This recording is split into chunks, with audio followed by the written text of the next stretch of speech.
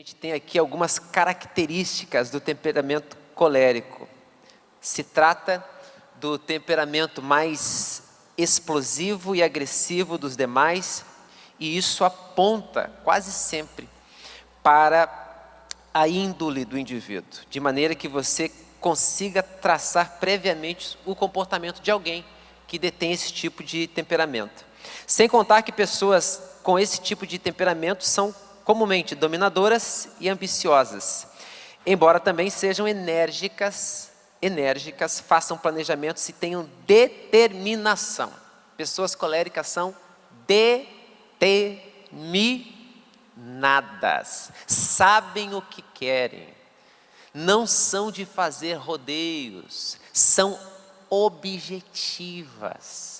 Não ficam dando volta em Nárnia quando querem alguma coisa, elas vão logo ao ponto. Você está querendo chegar aonde, afinal de contas? Você é o colérico. Você abre um parêntese, o colérico já vai no ponto de exclamação.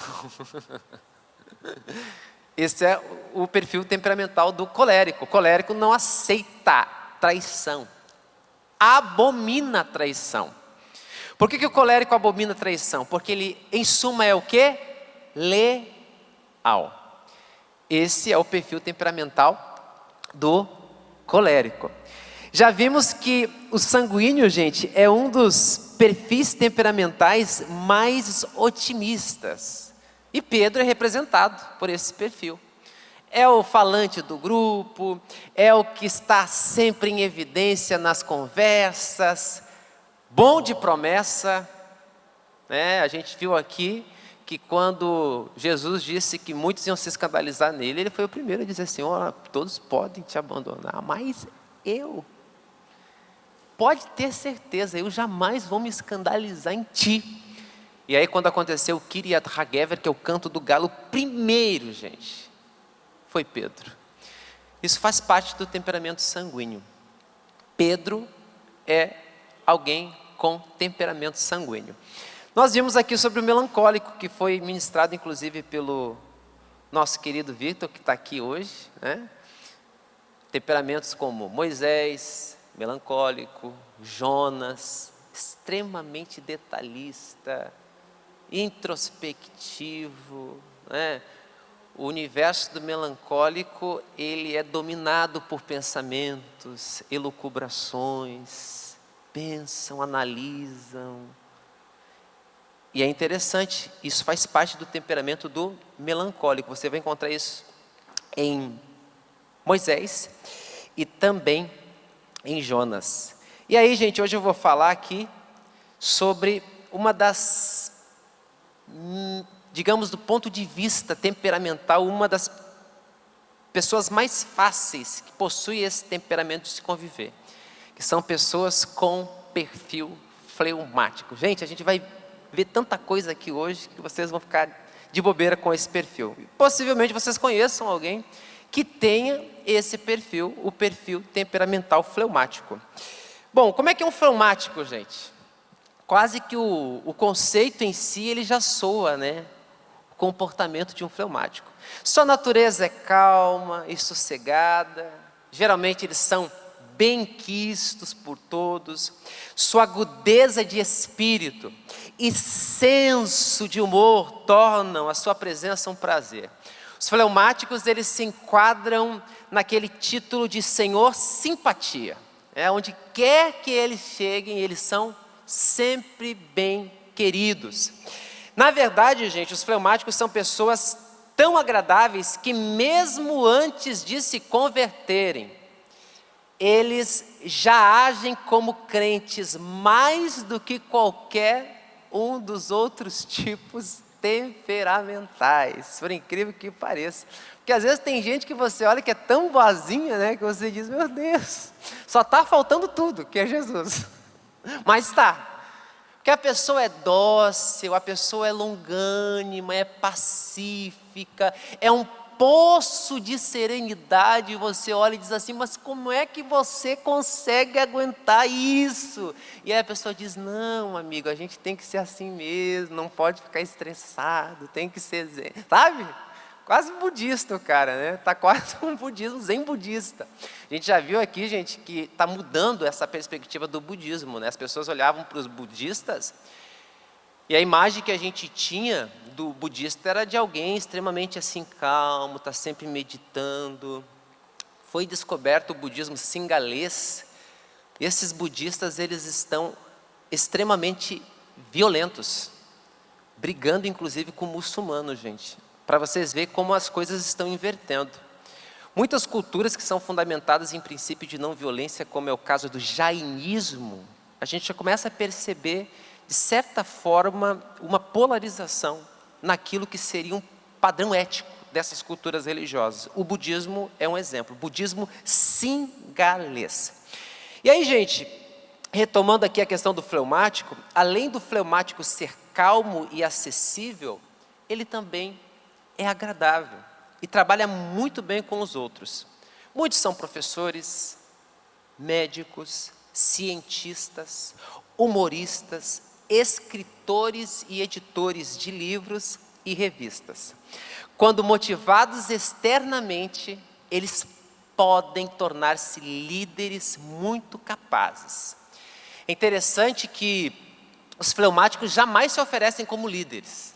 Dificilmente um fleumático vai se apresentar para assumir alguma liderança em alguma coisa. Dificilmente. Mas quando você coloca a responsabilidade nas mãos dele e ele aceita, pode ter certeza, a coisa vai funcionar. Ele vai fazer a coisa acontecer. O colérico é um outro perfil temperamental de responsabilidade. Se você colocar alguma coisa na mão dele, também vai acontecer e vai acontecer com excelência. Tim LaHaye, na sua obra Temperamentos Transformados, ele vai contar uma história que ele viveu na igreja dele, de um líder, que ele começou a orar a Deus, e a pessoa assim parecia meio apagadinha, ninguém dava nada por ela. Perfil temperamental fleumático. Colocou responsabilidade nas mãos dessa pessoa, e essa pessoa assim trouxe resultados para a escola bíblica fantásticos. O colérico, como ele é direto, às vezes ele acaba arrumando confusão onde ele está, né? Porque ele não faz o dele, pá, ele fala a coisa. O fleumático deixa passar às vezes, não fala, não quer confusão. O fleumático não quer confusão. Fleumático corre de briga. O colérico encara a coisa de frente, e aí, qual é que é? Por que tu está nessa? Qual foi? Não tem rodeio, gente. Então, é interessante a gente compreender esses perfis temperamentais, porque o que a gente trabalha aqui, gente? Isso é muito importante.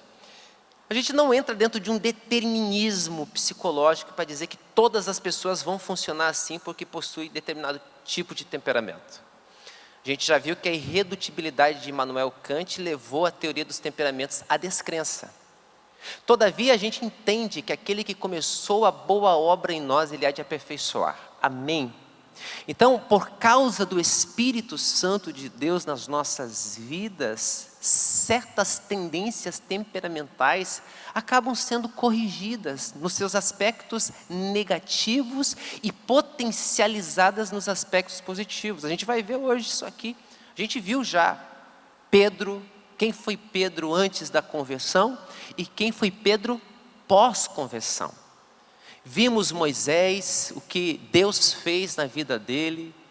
Vimos também já o perfil temperamental de Paulo, que é um dos maiores exemplos do que o Espírito de Deus pode fazer na vida de um homem que de fato teve um encontro com Jesus. O homem dragão, a Bíblia diz que ele respirava ameaças de perseguição contra os discípulos do Senhor. Consentiu com a morte de um dos maiores santos de todos os tempos, que foi Estevão. E depois, quando se converte, torna-se uma das maiores testemunhas. Uma coisa que eu tenho aprendido, gente, é que Deus não precisa de advogado.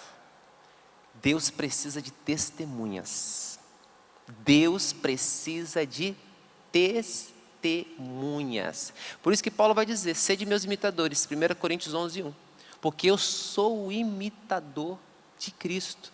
Isso é ser testemunha, é seguir os passos de Jesus. Porque seguir os passos de Jesus não é simplesmente ir atrás de Jesus. Seguir os passos de Jesus é se deixar ser tocado pelo caminho da sua vida. É palmilhar os trajetos que o nosso mestre palmilhou. Então isso é muito interessante a gente ter como entendimento. Por isso que a gente faz e elenca aqui essas características para a gente poder se situar e de alguma forma compreender certos perfis temperamentais. Eu citei aqui Alexander Witteia e Holly Hisbill, que são dois teólogos, um escocês e um luterano, onde eles, a partir da retomada dos estudos da teoria dos temperamentos, eles conseguiram de alguma forma situar melhor conselheiros cristãos, pastores, para na hora do aconselhamento, ele de alguma forma poder ter um ponto de partida para compreender o aconselhando, para saber qual é o perfil. E vocês sabem, gente, que a gente já tem estudos, por exemplo, visagismo, depois pesquise na internet, procura fazer uma leitura da face e por meio da face você consegue de alguma forma chegar ao perfil temperamental da pessoa.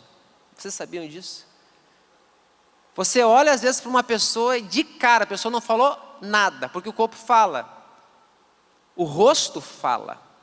Nós temos o estudo de Paul Ekman, que inclusive inspirou aquela série que foi ao ar no Netflix, mas não está mais, Lie to Me, engane-me se puder. Aonde Paul Ekman, estudando tribos isoladas, chegou à conclusão de que certas expressões, elas são universais. Até mesmo naquelas culturas que não tiveram contato com o homem branco, ou civilizado, ou europeu, expressões como susto é universal, tristeza é universal, alegria é universal.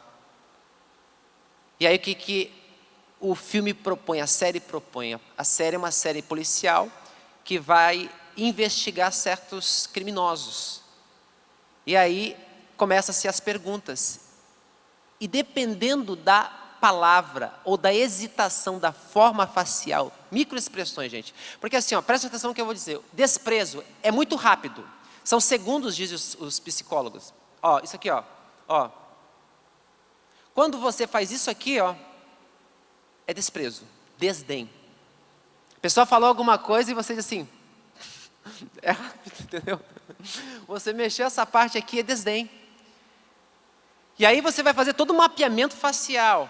Hoje, eles colocam aquelas pessoas que estão, de alguma forma, sendo investigadas na frente de uma câmera, e aí eles começam a falar, e começam a ser as perguntas. Se a pessoa, ela demonstra espanto numa pergunta por um tempo prolongado, se detecta a mentira. Então, tudo é estudado, gente. E o visagismo, de alguma forma, ajuda até mesmo você fazer a leitura do perfil temperamental do indivíduo. Se ele é fleumático, se ele é colérico, se ele é melancólico ou se ele é sanguíneo. Veja que interessante.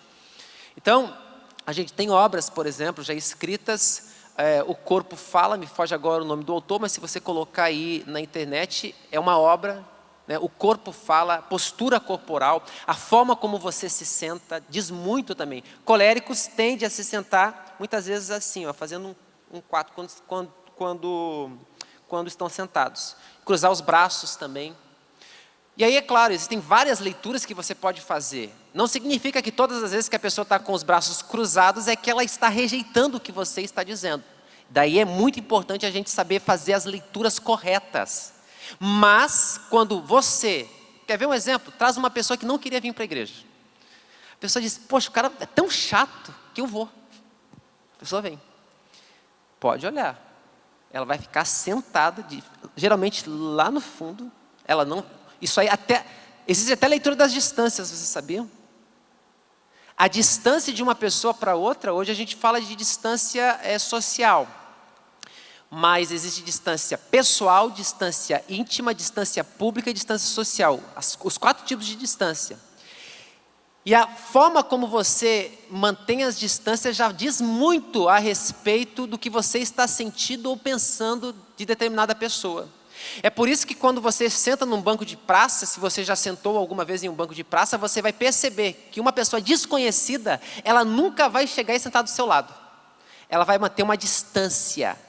de segurança, porque ela não te conhece, ela não sabe quem você é. Então o corpo já está falando aí. E uma pessoa que muitas vezes vem a contragosto na igreja, ela vai sentar lá no fundo e você pode olhar. Ela vai estar com a cara fechada e com os braços encruzados, entendeu? Desafiando o pastor. Não estou acreditando em nada que você está falando. É assim. Até que o Espírito de Deus começa a trabalhar, e aí a pessoa vai se soltando, daí vem um louvor, né? O louvor é para destravar tudo, né? O cara chega trincado, travado, aí o louvor começa a soltar a pessoa. Quando vê, a pessoa já está chorando, às vezes já está de joelho dobrado, e aí, meu irmão, aí é negócio de Deus já é Deus pegando a pessoa e é bênção. Mas é assim. Veja como é interessante a gente ter conhecimento disso, para poder muitas vezes até abordar a pessoa, saber como chegar, como conversar com ela, como conquistá-la. Gente, eu vou falar aqui das características positivas. Nossa internet hoje, eu acho que em função do temporal que aconteceu de sexta para sábado, acabou dando um probleminha ali, mas os nossos técnicos já estão ali, todos envolvidos, para tentar resolver essa demanda. Vou falar das características positivas. Quem está acordado, diga amém. Vamos lá, gente. Características positivas dos fleumáticos são diplomáticos, pacificadores, racionais e com tendências a serem chamados de bonachão, isto é, bondosos demais.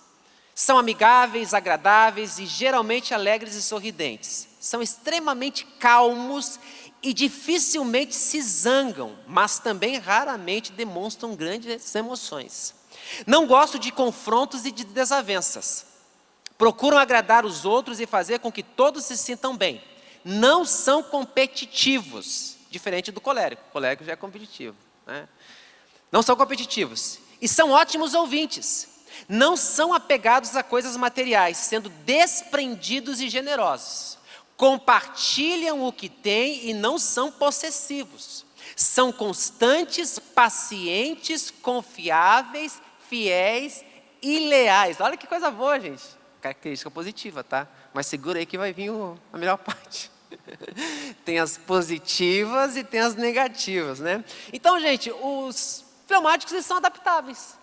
São adaptáveis, embora não gostem de mudanças, eles se conformam facilmente, né? São motivados apenas pela busca de segurança. Agora vamos para as características negativas. Podem ser muitas vezes apáticos e acomodados. Tem dificuldade de tomar decisões e, se puder, transfere as responsabilidades sempre para os outros.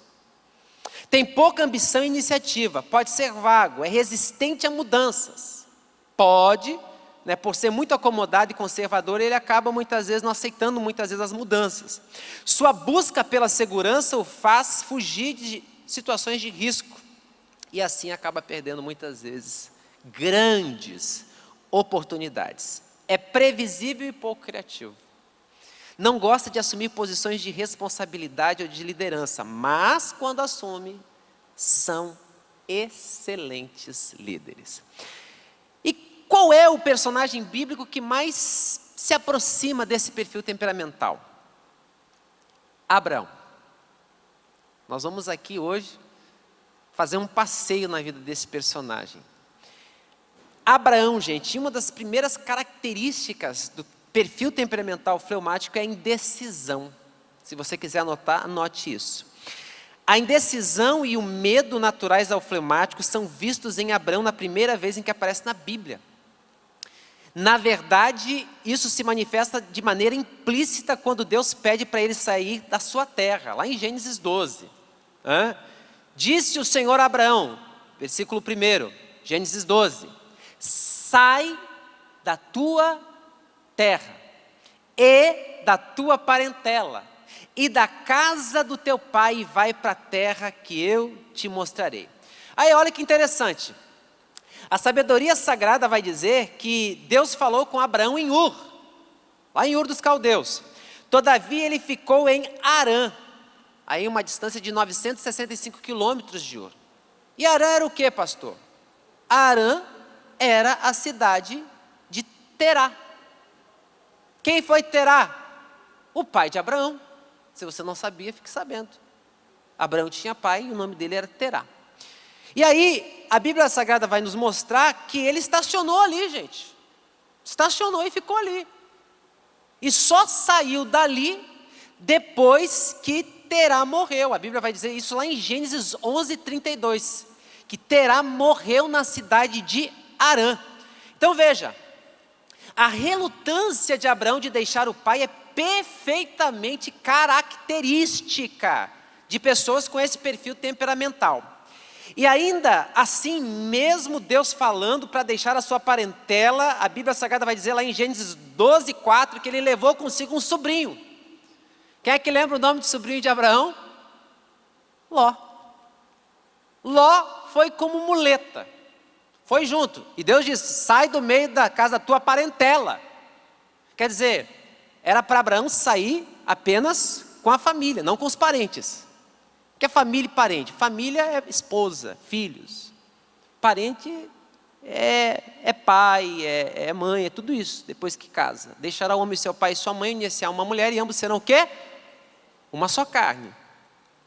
E aí, vai lá, Ló junto. E Abraão, diz a Bíblia, ele tinha 75 anos, quando saiu de Harã. Gênesis 12:4. Ao que tudo indica, ele se precipitou em levar Ló. Não deveria ter levado Ló, seu sobrinho. E não bastasse isso, gente, olha o que a indecisão de alguma forma produziu em Abraão. A gente fala muitos aspectos positivos de Abraão. Hoje eu vou procurar mostrar o lado avesso de Abraão. Talvez você nunca ouviu ninguém falar sobre isso. Ele desceu para o Egito. E quando desceu lá para a terra do Egito, ele de alguma forma deixou de confiar na providência de Deus em função da fome que havia naquela terra. Isto é, nós encontramos aqui um Abraão hesitante. A gente vai encontrar depois lá em Gênesis 22 a providência divina sobre a vida de Abraão. Mas aqui ele hesitou e desceu para o Egito. E aí o que a palavra de Deus vai nos dizer em Gênesis 12:10? Havia fome naquela terra e sem consultar a Deus, Abraão levou sua família para aquela terra tão pagã quanto a terra que ele vivia antes. Desceu para o Egito. O que significa dizer que o seu completo fracasso no Egito, gente, jamais teria ocorrido se ele tivesse esperado pelo socorro de Deus. E o mesmo se aplica para pessoas que, por pressão das circunstâncias, escute isso aqui, são tentadas a escolher a sua própria direção. É por esse motivo que penso que todo cristão medroso deveria, de certa forma, se apropriar e se apoiar na promessa de Deus de 1 Tessalonicenses 5:24. O que diz lá, pastor? Está escrito o seguinte: fiel é o que vos chama, o qual também o fará. Quem aqui tem consciência de que foi chamado por Deus, diga amém. Veja, então, quem te chamou vai providenciar os meios, os recursos, para que aquilo que ele disse aconteça e se materialize. Porém, Abraão perdeu a oportunidade de contemplar a providência de Deus em função de uma indecisão e até mesmo uma certa incredulidade em relação ao cuidado de Deus. Desceu para o Egito. E aí, a indecisão de Abraão revelou que certas promessas de Deus são personalizadas. E só virão quando obedecermos integralmente a palavra de Deus. Gente, quando eu li isso, meu espírito foi impactado. E eu quero que você tem Bíblia aí? Pegue sua Bíblia. Vocês vão ler isso comigo. Deus vai falar com vocês a partir desse texto que nós vamos ler aqui agora. Gênesis 13:14, abra aí. Talvez você nunca parou para prestar atenção nesse texto. O Espírito de Deus chamou a minha atenção lendo e preparando a aula. Olha o que diz o texto sagrado. Enquanto Abraão estava com Ló, Deus ficou em silêncio. Olha o que Deus diz aqui na sequência. Gênesis 13:14 em diante. Disse o Senhor a Abraão, depois que Ló se separou dele. Opa. Quer dizer que a minha associação muitas vezes com pessoas com as quais Deus não quer que eu me relacione, pode tardar. o agir e o modus operandi de Deus sobre a minha vida. Deus falou com Abraão depois que ele se separou de quem? Ló. Aí olha a promessa, olha o que Deus disse: ergue os olhos e olha desde onde estás para o norte, para o sul, para o oriente e para o ocidente, porque toda essa terra que vês eu te darei a ti e a tua descendência para sempre. Farei tua descendência como o pó da terra, de maneira que se alguém puder contar o pó da terra. Olha isso aqui, gente. Deus é tão interessante que se alguém puder contar, porque eu acredito que daqui a um tempo a gente vai ter tecnologia para fazer isso. Se alguém puder contar, Deus deixa escapar. Deus não está dizendo que não é possível. Deus está dizendo, ó, se alguém puder contar. Opa, abriu um parênteses, é possível. Se alguém puder contar o pó da terra, então se contará também a tua descendência. Levanta-te, percorre essa terra no seu comprimento e na sua largura. Por quê? Porque eu vou te dar. E é interessante que Deus falou isso numa circunstância não muito favorável. Porque Ló olhou as campinas, Sodoma, aleluia, Gomorra, coisa boa, foi pela vista. E Ló, irmão, e Abraão ficou no meio do deserto. Isso significa dizer que não importa a circunstância que você esteja vivendo, se você tem uma palavra da parte de Deus liberada sobre a sua vida, acontecerá. Quem tem uma palavra da parte de Deus liberada sobre a sua vida, diga graças a Deus. Então veja, isso é muito interessante. Deus fala com Abraão depois que ele se separa de Ló. Quem é o teu Ló, meu irmão? Diga ai, ai, ai. Quem é o teu Ló, irmão? Ah, pastor. Parece que Deus está em silêncio. E aí, por que eu faço questão de mencionar isso, gente? Porque os protagonistas bíblicos, eles são arquétipos. Arquétipos. A história de Abraão não é só a história de Abraão. A história de Moisés não é só a história de Moisés. É a minha e a sua história. Veja, isso aconteceu com Abraão, isso pode estar acontecendo com alguém aqui. Vamos lá, segunda característica, pacífico, da paz. Uma das características mais admiráveis dos fleumáticos é o seu amor à paz, gente. Eles tendem a demonstrar serenidade e calma, transmitindo tais sentimentos aos que o rodeiam. Eu conheço gente com esse perfil. Quem aqui conhece fleumático? Várias pessoas conhecem, pessoas com esse perfil temperamental. Um poço de calma, um poço de tranquilidade, sabe? Meu Deus do céu, coisa boa, né? Você olha até com uma certa inveja santa. Como eu queria ser assim. Mas deixa eu dizer uma coisa para vocês. O fleumático é uma questão de controle.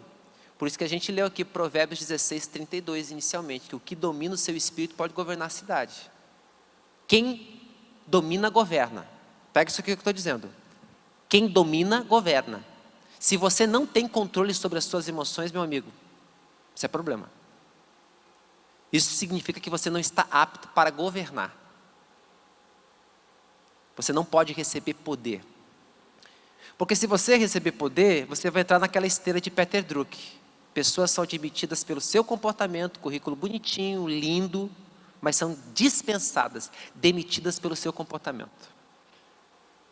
Então, o fleumático, embora ele não externe isso, aqui dentro é um Vesúvio, gente, é um vulcão, sabe? Aí, sistema nervoso, é gastrite, complicado. Eu conheço pessoas que elas não estouram para o lado de fora, mas o lado de dentro delas é realmente assim, em termos psicossomáticos, todo alterado. Então, pacífico, gente, e a maior prova disso, gente, está lá quando os pastores, Gênesis 13, 8, a Bíblia vai dizer que para que não houvesse contenda entre os pastores de Ló, olha só, começou a haver briga, começou a haver contenda entre os pastores de Ló e os pastores de Abraão. E Abraão, aquele poço de calma, viu aquilo, disse assim, meu sobrinho, né? Não é legal isso. Vamos fazer o seguinte, para que não haja contenda, né, entre os teus rebanhos e os meus, entre os meus pastores e os teus, né? Porque nós somos parentes chegados. Fica aí à vontade para escolher o caminho que você quer seguir, o lado que você quer ir. Se você escolher a direita, eu vou para a esquerda. Se escolher a esquerda, eu vou para a direita. E assim sucedeu. Veja, uma solução agradável para uma situação desagradável. O fleumático é assim. Eles criam soluções agradáveis para situações desagradáveis. Que Deus nos dê essa sabedoria, né, irmãos? Uma solução agradável para uma situação desagradável. Colérico e sanguíneo muitas vezes não conseguem lidar com isso. Não consegue. O fleumático leva de boa. E Abraão fez isso. Então, de maneira bem diplomática, eles resolvem demandas de natureza acirrada.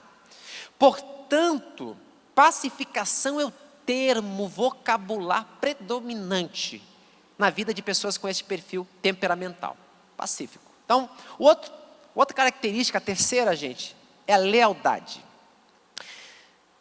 A terceira característica dos senhores e das senhoras fleumáticas é lealdade. Quando pressionados, revelam sua personalidade.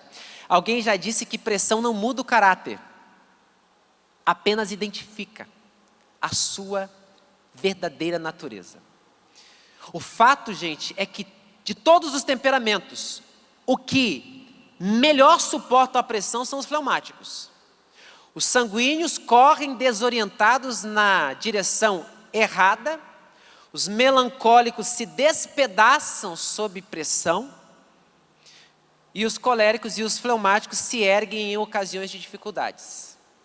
Colérico e fleumático, quando ninguém sabe o que fazer, está tudo perdido, ele toma uma frente, toma a iniciativa, coloca a cara e vão embora. Eles se posicionam, eles conseguem lidar bem com pressão. Pessoas com perfil temperamental, colérico e fleumático. O melancólico se desintegra por dentro, na pressão. Se desintegra. Vitor, fazer o quê? É o perfil temperamental. Não sou eu que estou dizendo, é Tim LaHaye e as escolas de psicologia. Então, os irmãos aí que se identificam com certos perfis temperamentais, irmãos, ad hominem aqui, tá? Não sou eu que digo, é outro. Nessa hora, né, irmão? Nessa hora você sabe como é que é. Então, veja lá. Uma das surpresas comportamentais no estudo da natureza humana, gente, é a reação calma e eficiente do fleumático em tempos de crise. Eu disse em tempos de crise. Capítulo 14 de Gênesis relata uma experiência dessas na vida de Abraão. Gênesis 14, 14 a 16. Ouvindo Abraão que seu sobrinho estava preso, fez sair 318 homens, dos mais capazes, nascidos em sua casa, e os perseguiu até Dan. E repartidos contra eles de noite, eles e os seus homens, feriu-os e os perseguiu até Oba, que fica à esquerda de Damasco. Trouxe de novo todos os bens, e também a Ló, seu sobrinho, os bens dele e ainda as mulheres e o povo. Para entendermos esse texto, o contexto nos mostra que pouco depois de Ló ter passado a morar em Sodoma, surgiu uma guerra entre os reis de Canaã. Olha que nome bonito para você dar para filho. Se você tiver um filho homem, está aí a sugestão de nome se você estava procurando. Qual, pastor? Kedorlaomer. Já imaginou na escola? Kedorlaomer, onde é que você está? Estava te procurando. É o nome do rei, rei de Elão. E diversos outros reis conquistaram Sodoma e Gomorra e levaram muitos habitantes como escravos, e Ló estava nessa junto. Ló foi levado cativo juntamente com a sua família. Porém, Gênesis 14, 13 diz que um escapou e informou a Abraão. E Abraão imediatamente demonstrou que o amor pela segurança e proteção emocional dos seus entes queridos, muitas vezes está acima das dissonâncias relacionais. Não mexa com família de fleumático, irmão. Gente fleumática, ele é indeciso, mas quando tocou na família, você vai ver o lado do fleumático que você desconhece. Abraão, 318 homens, mexeram com meu sobrinho? Mexeu com um parente meu, mexeu comigo. Comprou briga comigo. Foi lá. Leal. Perfil temperamental do melancólico. Agora, gente, diga ai, ai, ai. Só os homens que estão aqui digam graças a Deus. As mulheres digam aleluia. Não tem mulher aqui hoje, gente? Vamos lá. As mulheres digam aleluia. Aleluia. Maravilha. Pega isso aqui. Gente, pastor Jair, eu não ia falar isso aqui. Mas como não fui eu quem disse, foi o Tim LaReio, então eu vou reproduzir para vocês. Quem quer ouvir, diga amém. Vocês falaram, vocês pediram, vamos lá. Característica do fleumático, gente. Passivo. O quarto e não menos importante aspecto dos fleumáticos é a sua passividade. No que diz respeito aos homens fleumáticos, diz Tim LaReio, não eu. Frequentemente, fleumáticos têm como resultado os serem dominados pelas esposas. Nos primeiros tempos do seu casamento, Abraão não foi uma exceção. Você vai encontrar no capítulo 16 a grande influência de Sarai sobre ele. Sarai, impaciente pelo cumprimento da promessa de Deus de um filho que perpetuasse a sua descendência, fez o seu próprio plano. E Abraão, diz a Bíblia, anuiu ao seu plano, deixando por um momento de lado o plano de Deus. Olha o que está escrito em Gênesis 16, 2. Disse Sarai a Abraão: eis que o Senhor me tem impedido de dar luz a filhos. Toma, pois, a minha serva, e assim me edificarei com filhos por meio dela. Abraão, sim senhora, aleluia. Anuiu ao conselho de Sarai. E aí, gente, uma coisa muito interessante, muitos fleumáticos, com o fim de manter a paz dentro de casa, têm se deixado dominar pela esposa.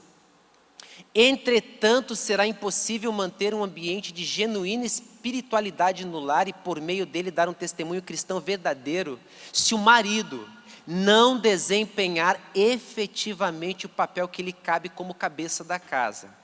Eu já conversei, o Tim LaReio também fala isso no livro, mas eu também já conversei com maridos fleumáticos. E geralmente, no gabinete, eles demonstram raiva de suas esposas. E o ressentimento, ele vai crescendo quase sempre em proporção direta à sua perda de autoridade no lar, refletindo muitas vezes na educação dos filhos, que os filhos já não respeitam mais ele como autoridade dentro de casa.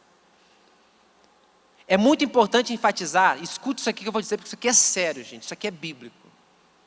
É muito importante enfatizar que a primazia da liderança entre os cônjuges está com o marido. E eu sei, escute isso aqui, eu sei que existem muitas mulheres que se rebelam contra o conceito bíblico de submissão, porque não compreenderam, nem homens e nem mulheres, o que significa submissão. E hoje eu vou decodificar para vocês. A visão de submissão que você tinha a partir de hoje não será mais a mesma, diga amém. A partir de hoje não será mais a mesma. Sabe por quê?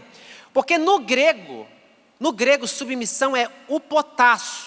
E o que significa isso no grego? Significa cooperar.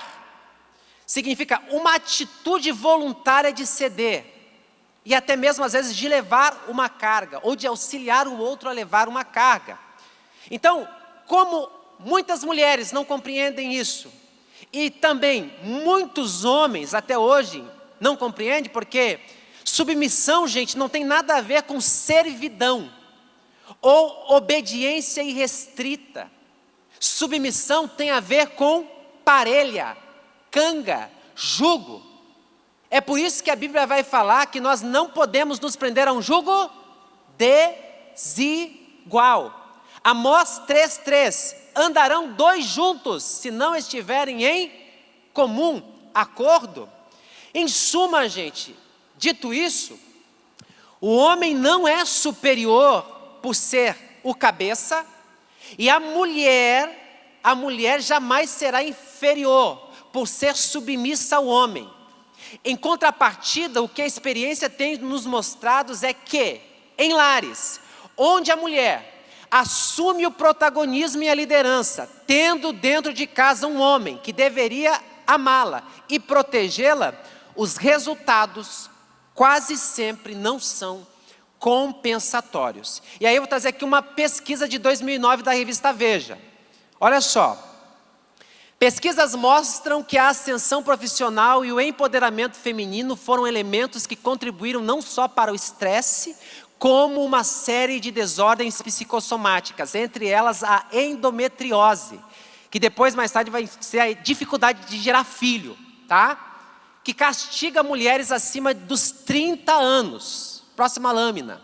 Dificuldades em organizar o tempo para atender às exigências da família e do trabalho, a tarefa de agradar o parceiro e eventualmente satisfazer a si mesma nas relações sexuais, a tristeza ao observar a decrepitude, que é a velhice, gente, começa a chegar, de sua pele, e traços de expressão conforme a idade avança, as instabilidades hormonais da tensão pré-menstrual, que também é alterada, e da menopausa, são alguns dos efeitos somatológicos advindos do alto grau de exposição face às responsabilidades assumidas que antes inexistiam. Inexistiam, quer dizer, hoje a mulher tem que ser uma supergirl, gente. Não tem corpo que aguente. Não tem corpo que aguente a demanda. É exigência no trabalho, é exigência dentro do lar. E aí tem marido que não coopera. Diga, ai, ai, ai, maridos. Nenhuma louça ajuda a lavar. Nenhuma louça. Então veja, gente, isso aqui é dado. E aí, quando a gente entende isso, a gente vai compreender a importância do homem entender o princípio bíblico. A Bíblia vai dizer, lá eu trouxe até referência bíblica, pode colocar, 1 Pedro. Olha o que diz, 3, 1-6.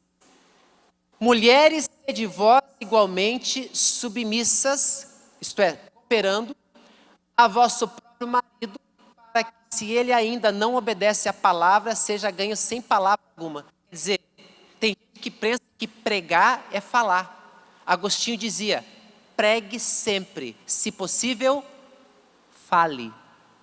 Eu já disse aqui e vou repetir, Dwight Moody. Cada 100 pessoas, uma lerá a Bíblia e 99 lerão a sua vida. Porque a minha e a sua vida é a Escritura que as pessoas leem.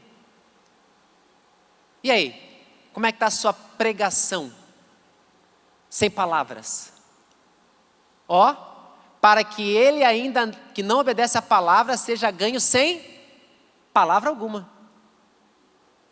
Por meio do procedimento de sua esposa, ao observar o vosso honesto comportamento cheio de temor. Não seja o adorno da esposa, o que é exterior, como frisado de cabelos, adereço de ouro, aparato de vestuário, seja porém o homem interior do coração, unido ao incorruptível traje de um espírito manso e tranquilo, que é de grande valor diante de Deus. Pois foi assim também que a si mesmos se ataviaram outrora as santas mulheres que esperavam em Deus. E aí vai vir quem para a cena? Sara. A Sara, que tinha dificuldade de se submeter, de cooperar com Abraão, que era impaciente. Olha só, obedeceu a Abraão, chamando-lhe, aqui o termo Senhor no grego é Kyrios, quer dizer, é honrar. Ela honrou Abraão e finalmente reconheceu Abraão como cabeça, como líder espiritual do seu lar. 1 Pedro 3, 1-6. Então veja como é importante a gente compreender determinados princípios bíblicos, gente. Vou falar sobre a temerosidade de Abraão e a gente já está se reportando ao final. Isso aqui é um aspecto um tanto não positivo do perfil temperamental de Abraão. O quinto e último aspecto é o medo. Sua tendência de preocupar-se por tudo, gente, mostrando constantemente angustiado, não é tão severa quanto a do melancólico, mas tende a limitá-lo. Dos 4 temperamentos, o menos predisposto ao medo é o colérico. O colérico gosta de uma aventura. Vai embora.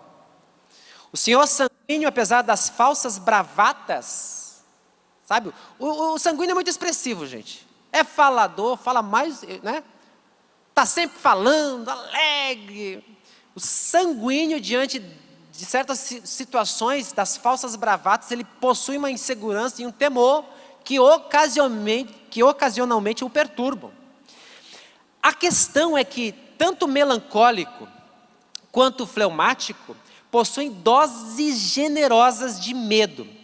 Assim, não só Moisés, mas Abraão também tinha grande problema com seus temores íntimos. E a única cura real para essa predisposição chamada medo é o poder sobrenatural de Deus, diga amém. E a gente vai ver isso quando Abraão, 2 vezes, ele hesita. Uma diante de Faraó, dizendo que Sara era irmã dele, e a outra diante de Abimeleque. Gente, Deus enviou uma praga para a casa de Faraó. A Bíblia diz que Sara era bonita, era linda. Sabe aquela mulher que onde chegava, parava tudo? Era Sara. Os príncipes de Faraó ficaram de olho nela, levaram a Faraó. Em Abimeleque é a mesma coisa, Abimeleque é um título também. Faraó ficou de olho. E aí quando Faraó ia possuir Sara, Deus mandou uma praga, gente. Aí ele teve que sair do Egito, perdeu a oportunidade de dar testemunho no Egito. Abraão, olha só, Abraão. Aí Abimeleque, de novo, Deus apareceu em sonho para Abimeleque. Então Deus fala por sonho, tá? Se você não sabia, fique sabendo. Números 12:6, está na Escritura. Se há entre vós algum profeta, eu, o Senhor, me faço conhecer a ele em sonhos ou em visões. Jó 33, verso 12, 13, 14. Sim, Deus fala de um modo, 2 modos, mas ninguém atenta para isso. Quando cai sono profundo nos moradores da terra. Deus advertiu Abimeleque, não toca. Por que que ele não podia tocar? Gente, porque a promessa de Deus estava em jogo. Imagina, Deus tinha feito um plano para Abraão. Tudo estava a ponto de ruir. Por causa dessa incerteza, dessa volatilidade, dessa hesitação de Abraão. E aí, diante de tudo isso, o que a gente percebe em Abraão, sabe o que é, gente? Medo. É por isso que em Gênesis 15:1 vai dizer o seguinte: não temas, Abraão, eu sou o teu escudo, o teu galardão será sobre modo grande. Por que Deus diz não temas para Abraão? Porque ele estava com medo. Meu irmão, Deus não vai falar uma coisa se ela não existisse. Abraão estava com medo, mas Deus disse não temas. E vocês sabem que a palavra não temas aparece na Bíblia mais de 365 vezes, isto é, 366 vezes, incluindo ano bissexto. Hoje, eu não sei qual é o projeto, qual é a promessa que Deus fez para você, mas Deus está dizendo para você nesse domingo, não tenha medo, diga amém. E aí, a transformação de Abraão. A transformação de Abraão é incrível, gente. Pegue isso aqui que eu vou dizer. Até o nascimento de Isaac, a fé que Abraão tinha era uma experiência de crescimento que por vezes fraquejava e a seguir avançava até que chegou o momento de ser consagrado pai da fé. Ora, ser pai da fé não significa que Abraão nunca tivesse hesitado e até demonstrado atitudes de incredulidade. Ser pai da fé significa que sua fé se tornou exemplo de submissão incondicional à vontade de Deus. E o gesto concreto desta verdade está na última e grande prova que Deus o submeteu, o Aquedá de Isaac, em Gênesis 22, que é a amarração, onde Abraão, ao erguer o cutelo, Gênesis 22, 11, 16 a 18, ouviu o bradar de Deus em sua vida, onde Deus endossa a promessa anteriormente feita. Então, escute isso aqui, Deus nunca vai tirar aquilo que ele prometeu. Ele vai provar para depois endossar e finalmente cumprir. Quem tem promessa de Deus, diga amém. Glória a Deus. Isso significa que Deus nunca quis tirar o corpo do seu filho Isaac. O que Deus queria e sempre quis e sempre vai querer é a minha e a sua lealdade máxima. Conclusão, fique de pé, em nome de Jesus. A transformação de Abraão fez dele um dos maiores homens que já viveu. Não porque tivesse temperamento fleumático, mas porque o seu temperamento submetido a Deus foi capaz de produzir grandes feitos que sua fé até hoje é lembrada e honrada. Assim nós encerramos esse estudo de séries temperamentais. No próximo encontro, nós vamos estar falando sobre o fruto do Espírito e aí, na sequência, nós vamos começar uma série de estudos intituladas Pecados Capitais.